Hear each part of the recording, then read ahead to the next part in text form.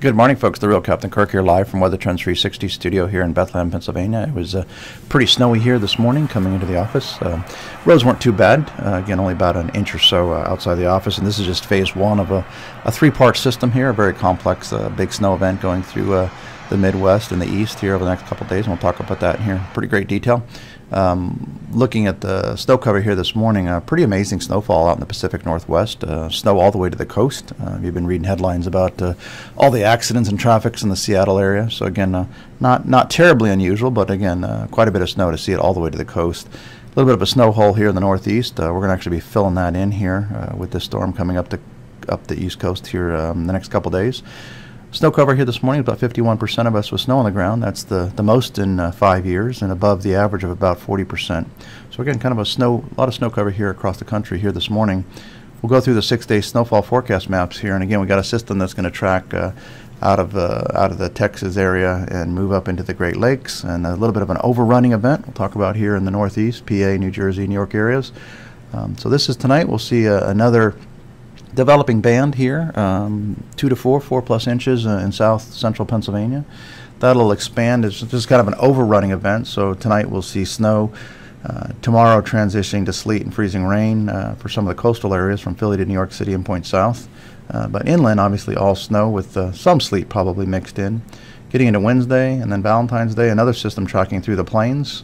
That'll be another heavy event, right where they're getting heavy event here today. So phase 2 will impact the Midwest Great Lakes, and then just kind of fizzles as we get into the weekend. Looking through these one more time here today, the storm going through the Northeast tonight and tomorrow. Wednesday, Valentine's Day, again the next system moving through the Great Lakes Midwest by Friday, and then fizzling by Saturday.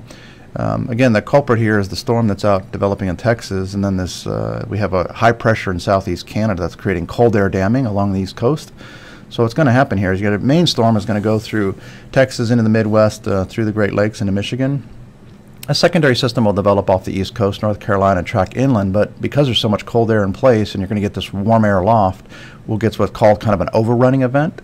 So that's why we'll get a big, heavy burst of snow here tonight, pretty much even in the Philly, New York areas, several inches overnight, and then that'll transition as closer you are to the coast to sleet and freezing rain, and then ultimately tomorrow just plain rain for Philly and New York City and point south.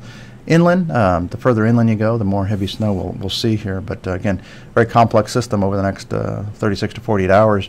We expect again about 2 to 4+ inches in the New York City area, an inch or two down in Philly after they got a couple inches here again this morning.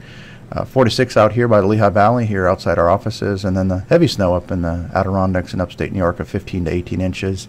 You see the main system is going to bring 6 to 8 through Iowa, 8 to 10 inches through Wisconsin and northern Michigan. So that's the bigger chunk of the storm as well. So two-pronged storm here. Beyond this system, again, over the next 2 weeks, take this again with a grain of salt. It's modeled estimated snowfall, but the pattern is very much like 94, 2003, and we just had some pretty epic latter half of February into the front half of March snowfall in those years, and the cycle is very, very similar, and we'll talk about that here in a minute. Looking at this week overall, we'd say it's the coldest in 4 years nationally, 12th coldest in 30 years. It makes it also the wettest in 21 years and second wettest in 30 years, again, second wettest just to last year. Snowiest in 12 years, so snowfall's very, very heavy this week, 336% more than we had this time last year. So again, a lot of snow across the country. The GFS is a little slower with this MJO cycle phase 8 by a few days. The Euro is much, much quicker with the MJO phase 8. MJO cycle is just a pulse that goes around the Earth. It's very predictable. And 8, 1, 2, and 3 phases are typically the order that they'd go into, are very cold and snowy. So the Euro gets us there much quicker. In fact, I think this is going to be colder than what's depicted here. Shows a little brief surge of milder air through the Midwest and Ohio Valley. I don't think that's going to happen, to be honest. Even with this is still the coldest in 4 years, third coldest in 30 years. So we're talking about a very, very cold here last week of February. Second wettest in 30 years, again, a little bit similar to last year, and snowiest in 4 years. Again, so this MJO cycle phase is just, again, 8 is very, very cold. We're entering that now. It's very snowy in the eastern half of the U.S., Midwest, Great Lakes, Northeast. Then it goes into phase 1, 2, and 3, which are also progressively more cold to the east as opposed to the west. So that's about a 3-4 week pattern here, as expected, and so this will take us into probably just about mid-March. So the similar years that we did this in February were back in '94 and 2003. So anybody remembers those years? Those were some epic snowy ends to February into March with a couple, 2-3 big, huge snowstorms. So we think that's the pattern that we're in. That's what the models are suggesting. So again, as expected, we're going to have a cold, snowy finish here to the end of the winter here.